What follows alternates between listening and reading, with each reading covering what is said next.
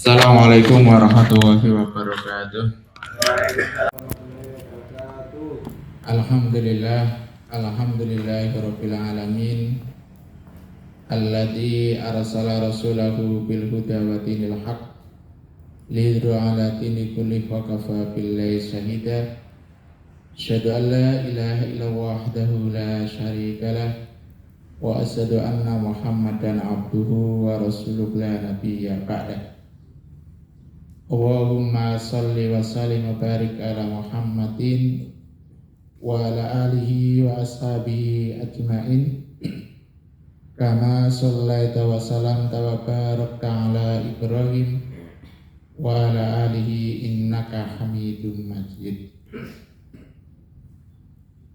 Qala Allah ta'ala fil Qur'anil Karim, a'udzu billahi minasyaitonir rajim. Ya ayyuhalladzina amanu taqullaha haqqa tuqatih wa la tamutunna illa wa antum muslimun. Raditu billahi rabba wa bil islami dina wa bi Muhammadin nabiyyah wa rasulah.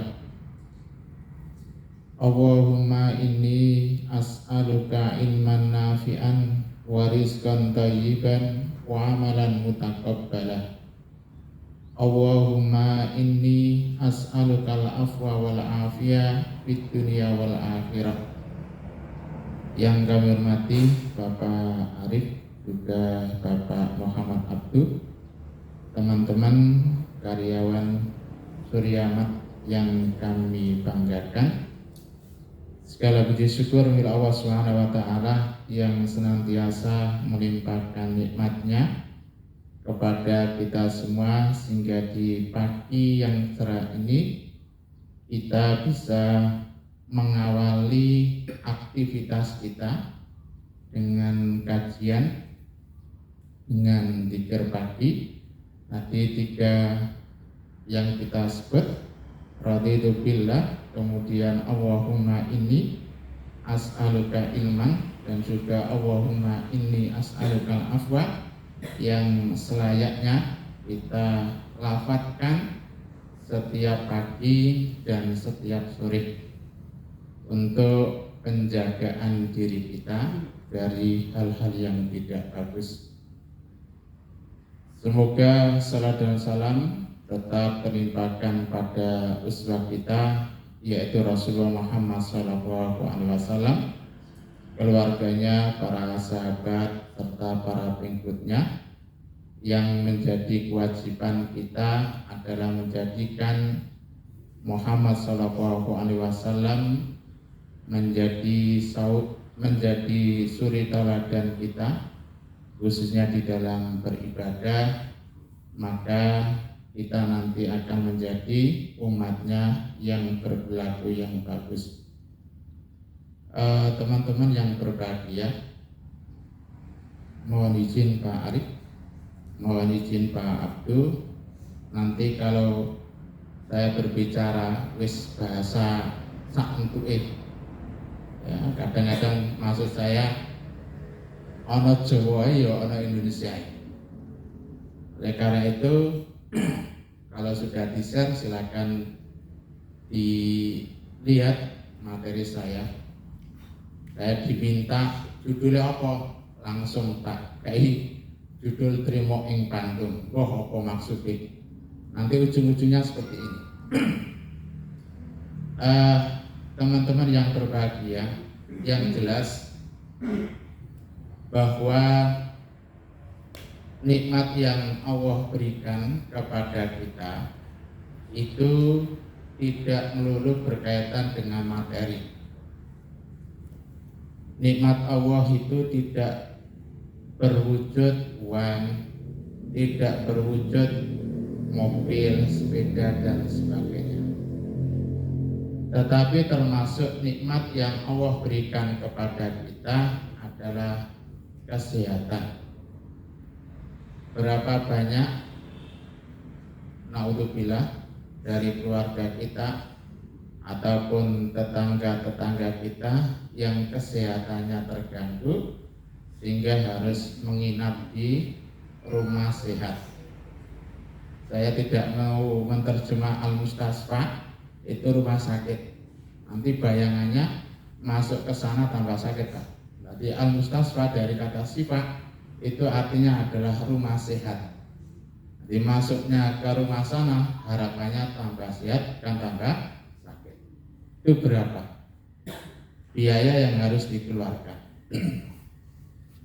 Termasuk dalam kehidupan ini kita tenang, kita tidak sering-sering galau, tidak sering-sering pusing, puyeng dan sebagainya. Itu pun termasuk nikmat. Bahkan termasuk nikmat yang perlu kita syukuri juga adalah kita punya teman yang bagus, yang putranya solih, yang putrinya solihah, yang senantiasa membimbing kita, mengarahkan kita, menasihati kita ke jalan yang benar. Teman-teman yang berbahagia, di slide yang ketiga itu saya tampilkan gambar wong yang, ya, karena memang secara umum kita yang di Karangagung itu mata pencariannya mencari maisha itu dengan nelayan. Bapak Mas Bagus Yomian, bapaknya Pak Abdu juga seorang nelayan. Nah, ketika di dalam satu perahu itu pasti ada sub-subnya. Ada yang disebut juragan atau bahasa kita jeragan. Ada yang disebut juga pelantau yang biasanya di atas tiang, nak dhuwure caga. Ya, Mas Indra itu. Kemudian ada lagi yang pegang kemudi, itu juru arus. Ada yang campuan. Dulu saya ikut miyang cuma 1 minggu itu burit, dilatih burit. Jadi puket mari ditarik, iwak dilebokno nang bak atau di kereneng. Kemudian puketnya ditotor terlebih dahulu sebelum ditawur lagi. Lah tentu mereka walaupun satu kapal, satu perahu dengan sub-sub yang ada akan menjalankan tugasnya. Umpama nek jogo kemudi, kalau mobil yang pegang setir, ya diarahkan pelantu, nok loriku ono oboe iwak gitu. Ono oboe iwak. Nek juru arus utawa yang pegang kemudi itu nggak mau ngikuti, maka akan terjadi hal yang tidak diinginkan. Nah, dengan melaksanakan fungsinya, maka mereka akan mendapatkan bagian-bagiannya tersendiri. Nek wong Jawa itu omane ya, kalau sampai kan sebut gajinya. Tentu mereka tidak sama antara juragan, antara pelantu yang juru kemudi, terus tekong sampai ane jadi anggota awak kapalnya wis mulai tekong ijek ngersiki. Tentu mereka mendapatkan sesuatu atau katakan omane itu berbeda antara satu dengan yang lain. Begitu pula sama-sama di lautnya mungkin jarak antara perahu dengan perahu yang lainnya itu cuma 3 meter atau 5 meter. Bahkan pukat, alat yang digunakan untuk menangkap ikan itu bersanding, jejer, tapi ikannya itu tidak sama yang masuk. Nah, dengan upah yang tidak sama, kemudian hasil tangkapan ikan yang tidak sama, kalau tidak disadari, maka nanti akan menimbulkan rasa hasad. Kita sering kadang-kadang mendengar enak juragane, kadang-kadang kan 3:1 ya, yang anak buah dapat 10.000, yang juraganya dapat 3 bagian berarti 30.000. Kadang-kadang ada kata-kata yang kasar, kadang-kadang ada kata-kata yang didengar telinga itu ya membuat telinga ini merah.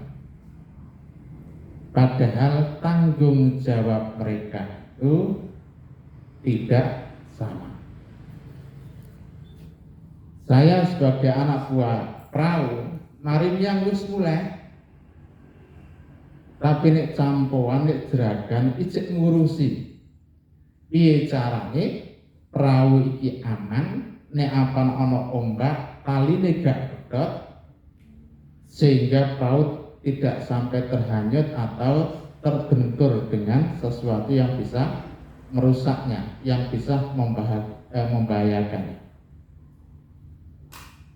Ikhwan fillah rahimakumullah, jadi sekali lagi dengan perbedaan yang kita terima, jangan sampai di hati ini terserang penyakit hasud. Nah, hasud itu apa? Nah, ini belumnya Allah mengatakan Allahu yabsutu rizqa liman yasha min ibadihi wa yaqdir lahu. Dan Allah itu yabsut, Allah punya sifat al-basit, itu lapang, luas, sehingga semua makhluknya baik yang bisa kita lihat ataupun yang tidak bisa kita lihat itu dijatah oleh Allah rezekinya. Namun rezeki yang diterima oleh makhluknya itu kadang-kadang yabsut, lapang, luas, banyak, sehingga beli apa saja itu bisa. Yang kedua adalah wayakdir. Wayakdir artinya itu sempit, ya kadang-kadang pas-pasan, mungkin ya kadang-kadang kekurangan. Yang terpenting adalah kita berusaha menerima bagian yang kita peroleh dengan ikhlas. Innallaha bikulli syai'in alim, sesungguhnya Allah Subhanahu wa taala itu zat yang maha mengetahui segala sesuatu, alim. Allah itu bukan cuma tahu fisik luar kita, tapi dalaman kita, batin kita, Allah juga tahu. Allah juga tahu umpama si ini tak beri rezeki yang banyak, nantinya kalau saya beri rezeki yang banyak kok berjigal, kok nakal, menghambur-hamburkan, wis ora usah dikai akeh, dikai sithik. Jadi Allah tahu, Allah sudah mengtakdir, memberi ukuran batasan rezeki yang diterima, sehingga kita tidak heran dalam satu keluarga yo mangane podo, di rumah wong tua podo, tapi usahanya kan beda. Kadang-kadang usahanya sama, hasilnya tidak sama. Podo-podo sekolah mulai TK, kemudian di MI, kemudian di MTS, SMA, bahkan di bangku kuliah, jurusannya podo. Umpama di STM, jurusannya listrik, apa yo kabeh teko STM iso masang listrik, ya kan gitu. Ada tetangga saya ya jurusan listrik, ikon masang kabel itu ora gelem, wedi kesetrum. Yang satunya gampang ngotot kabel sampai dimintai tetangga dan sebagainya. Dari situ hasilnya tidak akan sama. Jadi ada yang yabsud, ada yang yakdir. Ada rezekinya itu dilampahkan, ada yang rezekinya itu sempit. Maka kita harus menerima apa yang kita peroleh, yang penting kita sudah berusaha sehingga terhindar dari sifat hasad. Apa itu hasad? Kalau menurut Ibnu Hajar Al-Asqalani, itu adalah keinginan terhadap hilangnya nikmat dari seseorang. Ibnu Taimiyah juga demikian, Imam Nawawi juga demikian. Jadi kesimpulannya hasad itu al-iradatu fi izalatil nikmatil akhari. Jenengan sampean ketika melihat HP saya ini bagus tapi seprotel ya, wapi, terus ngomong moga-moga hilang, maka ini namanya hasad. Jadi tujuan utamanya hasad itu mengharapkan nikmat yang diperoleh oleh seseorang itu hilang. Nek wajah sampean mengetahui temani beli HP yang bagus, terus moga-moga aku ben iso tuku. Itu cuma al-iradah.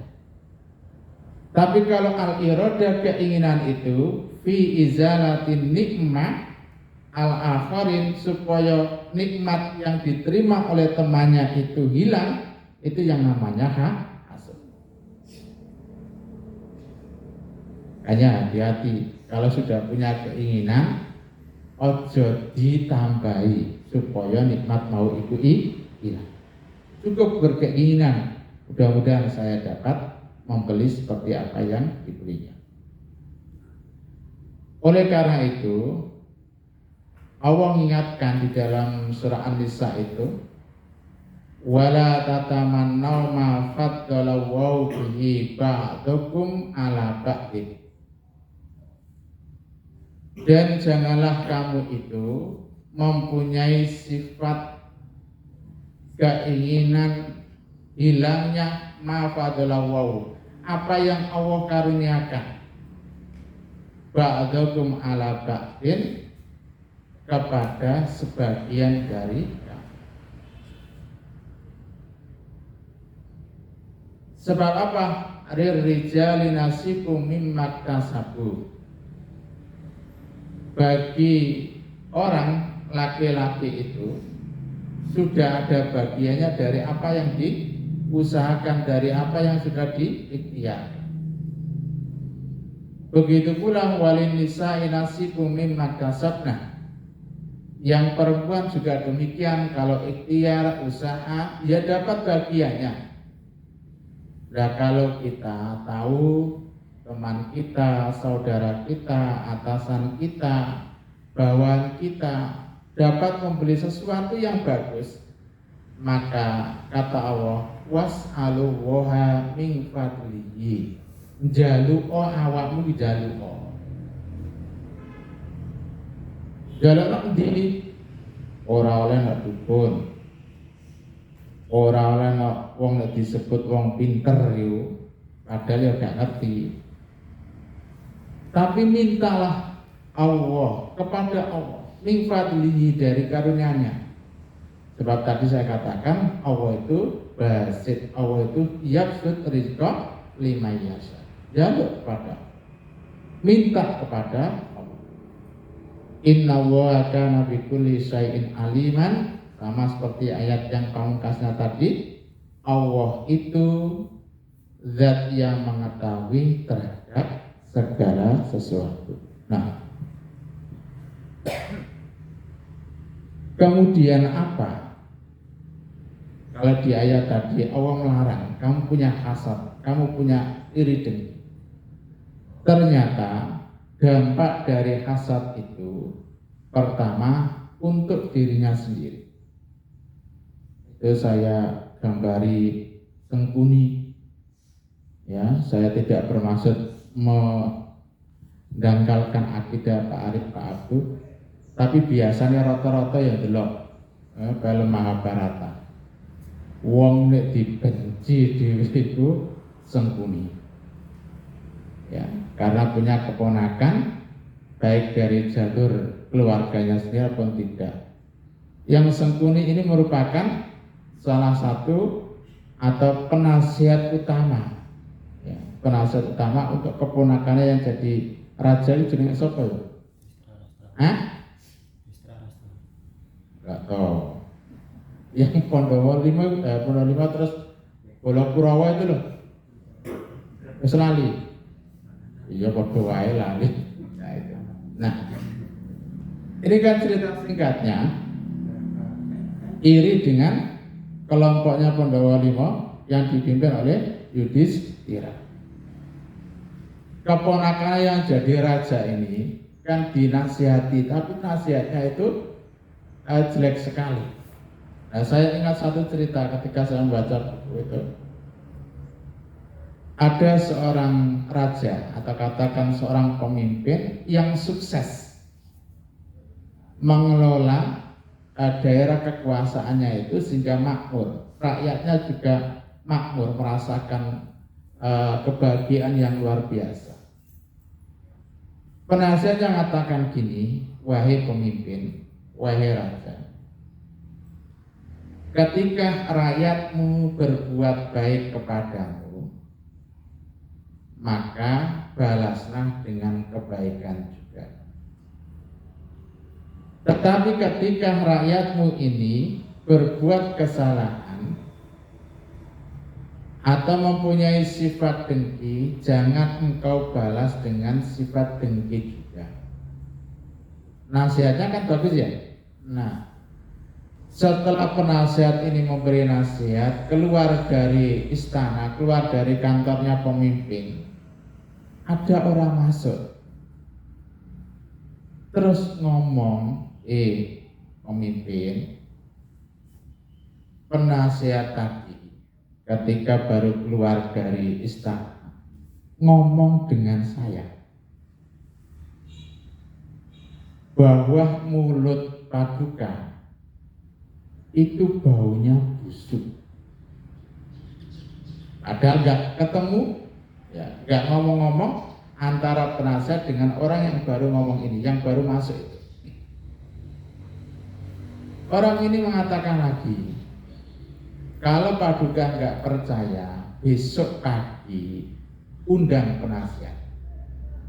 Jika ketika berbicara mulutnya itu ditutup, berarti benar mulut Paduka itu berbau busuk.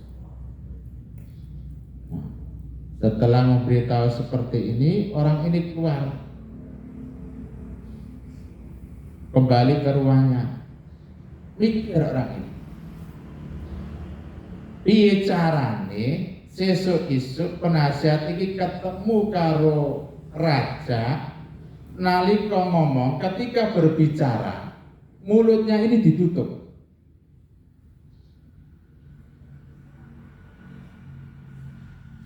Wis gampangane penasihat iki dijak mangan bengi, yang dimakan iku ana peti, ana jengkol. Ya. Ampun iki kan ora nyengak iki, Pak. Pagi harinya dipanggil berdialog dengan raja. Ternyata benar karena dia malu dan sungkan, dari mulutnya keluar bau busuk. Raja yang batin, benar gak disampaikan si pulang. Penasihatku iki ngomong nih ambune mulutku busuk. Akhirnya raja nulis surat. Isinya, kalau ketemu orang ini bunuh. Nah, penasihat ini dititipi surat yang isinya seperti itu supaya diberikan kepada Al-Bujo, tukang bunuh itu. Di tengah-tengah perjalanan ternyata ketemu dengan orang yang memberi kabar pada raja bahwa mulutnya itu berbau busuk. Terjadi dialog di tengah perjalanan.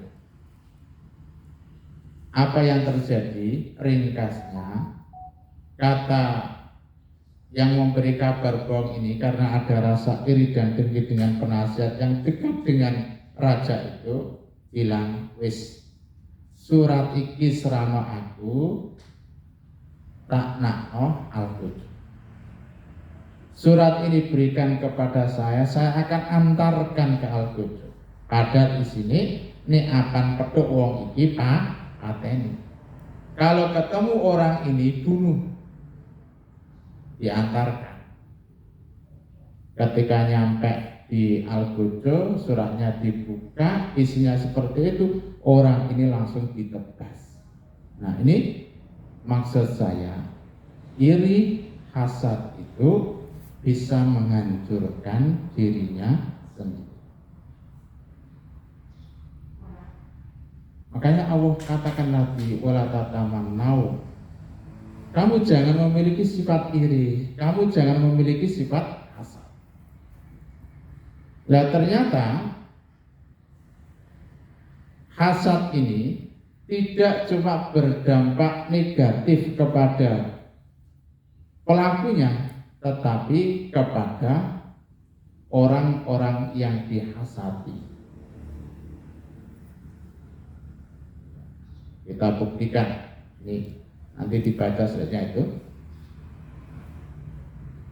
Dampak hasadnya itu tidak cuma kepada dirinya sendiri, tetapi kepada orang yang dihasati. Sehingga di dalam kehidupan ini kita itu harus senantiasa menjaga diri. Tapi insya Allah kita yang hadir di sini tidak punya rasa hasad. Maka di dalam surat di surah Al-Falaq itu, Qul a'udzu birabbil falaq. Katakanlah, aku berlindung kepada Tuhan yang menguasai waktu subuh. Waktu subuh berarti pagi. Dari apa? Min syarri ma khalaq.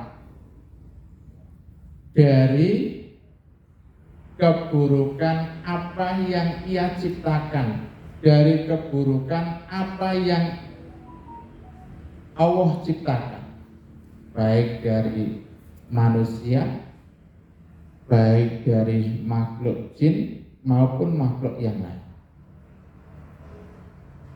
Wa min syarri ghasikin idza waqab, dan dari keburukan malam apabila gelap. Wa min syarrin nafasati fil uqad, dan dari keburukan tiupan dari buhul-buhul. Allah ingin memberi kabar kepada kita, satu, ada orang itu, ya alhamdulillah tadi kita sampaikan, alhamdulillah di pagi ini kita mengawali dengan aktivitas yang baik. Tapi sebagian dari kita itu ada yang mengawali dengan rencana-rencana yang buruk. Makanya kita berlindung kepada Allah yang menguasai waktu pagi.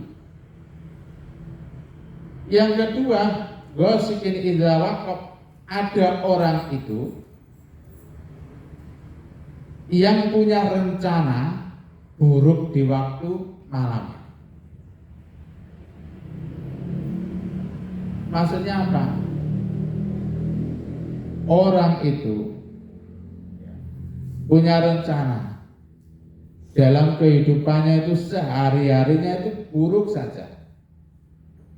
Rencananya wis disusun isuk gak kena, disusun ulang lagi di waktu malam. Wa min syarri nafasati fil uqad, juga kita berlindung dari keburukan tiupan-tiupan dari buhul. Terus kasarane iku tenun santet. Nah, Umpama ya saya ini tukang tenun sangkat, gak mungkin langsung nak ngarepe bagus tak 10 enggak. Tapi kan jarak jauh. Ya tak 10 ya turu bagus tak. Tapi jarak jauh. Jadi tukang sangkat itu gak mungkin langsung adep-adepan langsung gak mungkin. Harus ada ritual, ada sarana kan gitu. Dulu ada Ki Joko Budo apa Ki Gendeng Pamungkas itu kan. Ketika Nantan Quraisy Shihab itu tidak ada harapan langsung gak berani kan. Wah ini omade nih ya, memakai sarana. Jadi sarana ini yang jelas tidak. Wa min syarri hasidin idza hasad, dan juga dari keburukan yang orang yang hasud, yang iri tinggi apabila hasad. Dari ayat yang kedua sampai ayat yang kelima itu kan di dahulu per ayat itu menggunakan wawu. Lah wawu itu kan semuanya mingsari. Nah itu menunjukkan ataf mengikuti yang depan, sehingga Allah ingin memberi kabar kepada kita bahwa perilaku hasad itu ternyata hukumnya itu sama dengan tukang tenun. Buruk ya, tukang tenun itu bisa menghilangkan nyawa orang lain di darwa. Begitu pula hasad.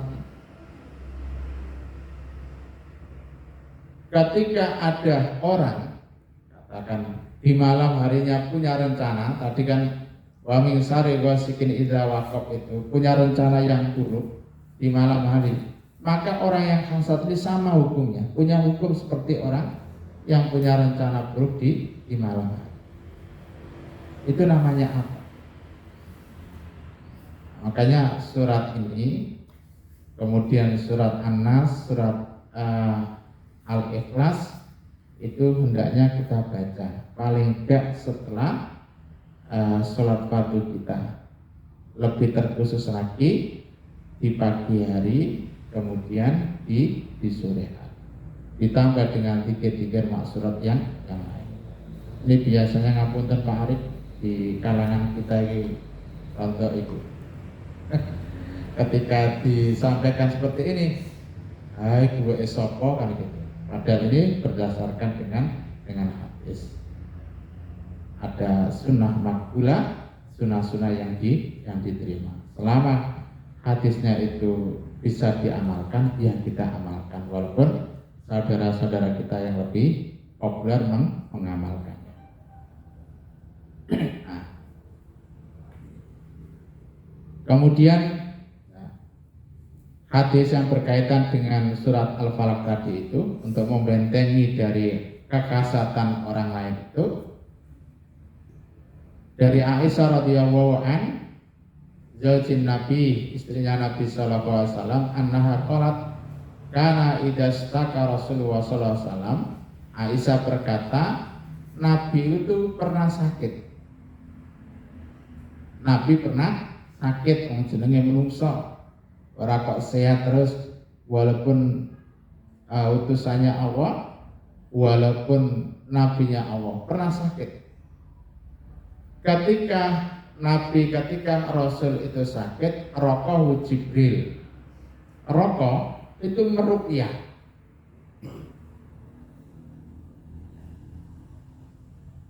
Jibril meruqyah Nabi, meruqyah Rasul dengan lafaz bismillahi, dengan menyebut nama Allah, yubrik, semoga Allah menyembuhkan. Wa min kulli da'in, dari setiap penyakit, yasfi, semoga Allah menyembuhkan. Wa min syarri hasidin idza hasad, dan dari keburukan orang yang hasud apabila hasad. Jadi hasad itu sebenarnya apa? Dari kedengkian, dari keadaan yang tidak bisa memuaskan dia.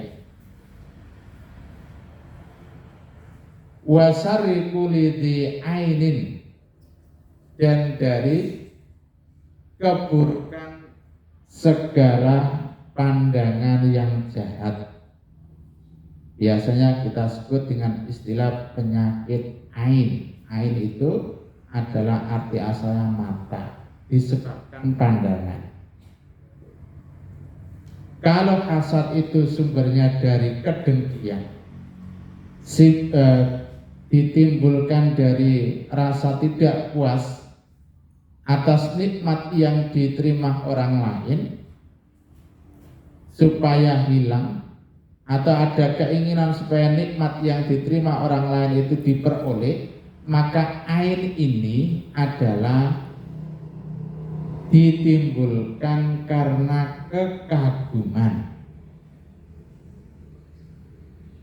Ketika melihat Mas Bagus ganteng, wah ganteng nih, nah ini kan kagum. Hati-hati Mas Bagus nih, akan ada ngomong dulu. Ini bisa ain.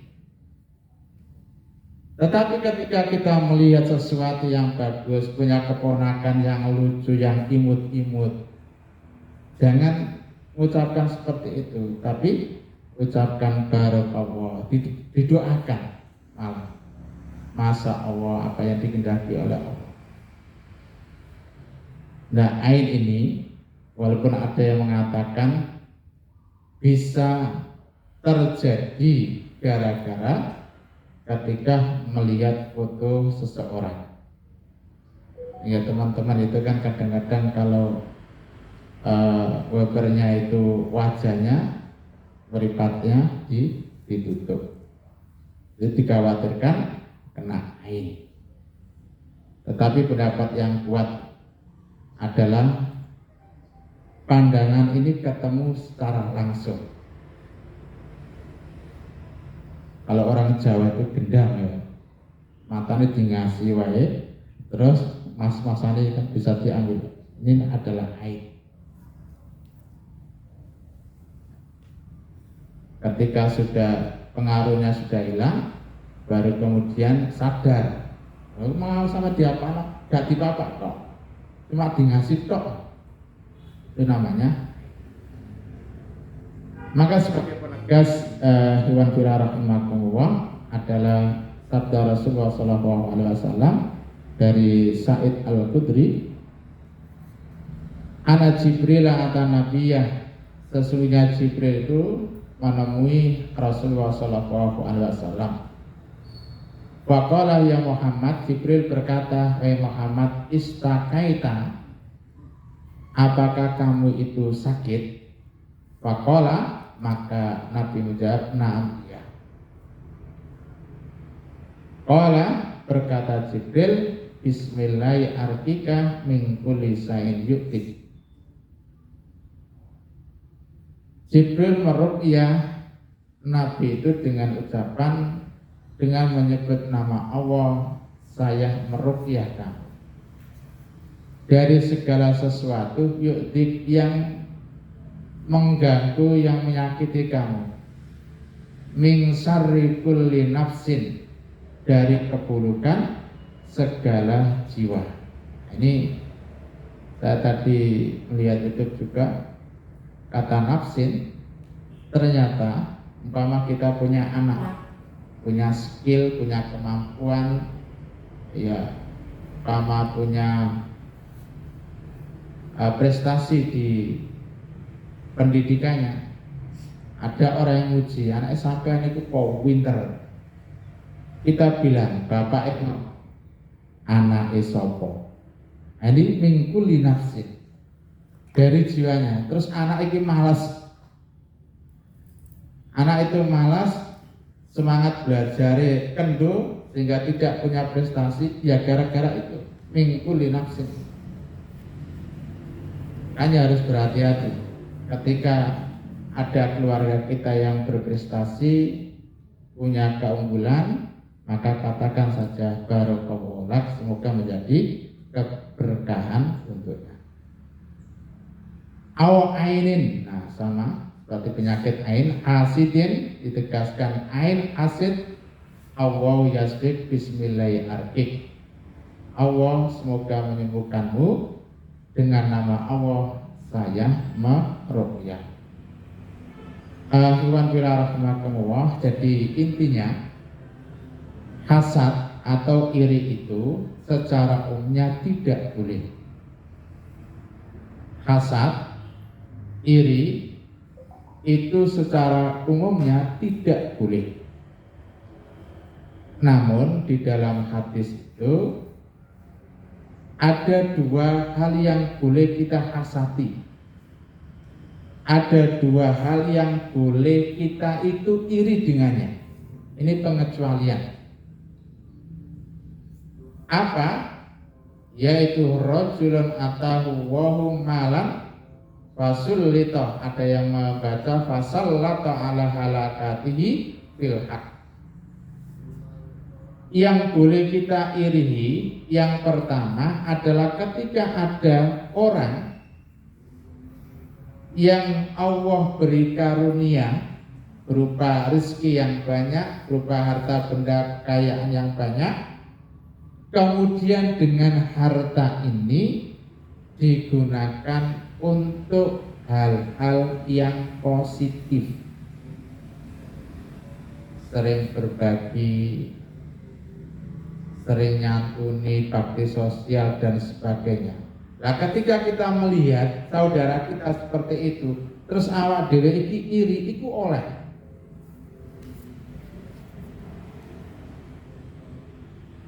Yang kedua, warajulun atau wawul hikmah, di makna bil ilmi. Ada orang yang Allah beri karunia berupa ilmu, kemudian bahwa yakfi biya wa yu'allimuha, ketika dia itu dijadikan sebagai qadhi atau dimintai fatwa, dimintai nasihat, dia memberi keputusan, dia memberi fatwa nasihat itu berdasarkan dengan ilmunya. Wa yu'allimuha, dan dia juga mau mengajarkannya. Nah, kalau ada orang yang berilmu terus mengamalkan ilmunya, kita iri, itu boleh. Dua hal ini saja yang diperbolehkan. Yang lainnya tidak boleh. Iri orang lain menggunakan harta bendanya dalam hal kebaikan, iri kepada orang lain yang mengamalkan ilmunya. Inilah yang disebut dengan istilah ulama ghibthah. Jadi iri yang diperbolehkan itu dinamakan ghibthah.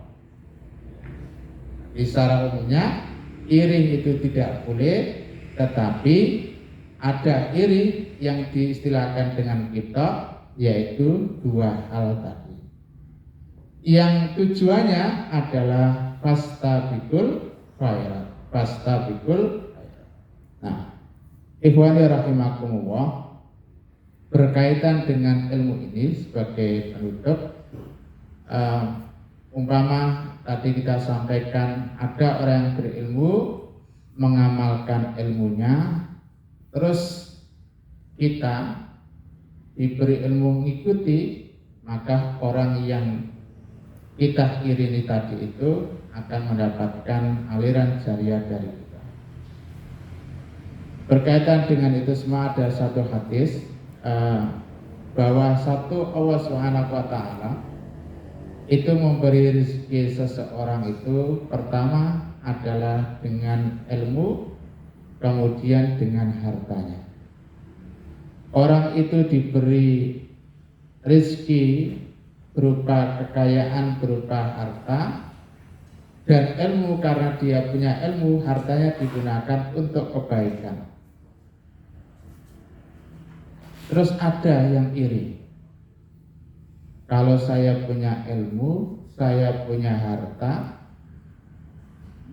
saya akan seperti itu. Ternyata Allah mentakdirkan orang ini cuma punya ilmu saja, rezekinya tidak seluas orang yang pertama, maka kata Rasulullah, wa ma fi manzilatis sawa, dia itu mempunyai kedudukan menempati tempat yang sama. Sebaliknya ada orang itu Allah beri rezeki yang banyak tapi tidak punya ilmu, sehingga rezeki yang banyak berupa harta kekayaan itu digunakan untuk apa? Diambur-amburkan. Terus ana wong liya nek iri, nek apan aku diwenehi Allah kaya si fulan, aku tak niru. Nah, ternyata wong iki ora duwe duit, rezekinya pas-pasan, ya ora duwe ilmu, walaupun tidak melakukan, kata Rasulullah, mereka berdua menempati tempat yang sama. Hanya irilah dengan iri yang bagus yang disebut dengan istilah kita. Jadi intinya, pertama, yang penting kita berusaha, kita berikhtiar, kemudian hasilnya kita terima. Itu adalah salah satu cara untuk menghindari, membentengi kita dari sifat hasud. Yang kedua, boleh kita iri pada seseorang pada dua hal. Yang pertama adalah pada saudara kita yang menggunakan harta bendanya dalam kebaikan. Yang kedua, pada saudara kita yang mengamalkan ilmunya tidak cuma untuk pengetahuan atau kepandaian saja. Ikhwani rahimakumullah, demikian yang dapat saya sampaikan. Mudah-mudahan ada manfaatnya. Mohon maaf apabila ada kesalahan. Billahi taufiq wal hidayah. Assalamualaikum warahmatullahi wabarakatuh. Terima kasih Ustaz Bisri atas materi yang diberikan. Mudah-mudahan apa yang disampaikan tadi bisa membawa kita untuk menghindari sifat hasad tadi, dan kita selalu berdoa kepada Allah mudah-mudahan kita semua dihindarkan dari sifat hasad pada diri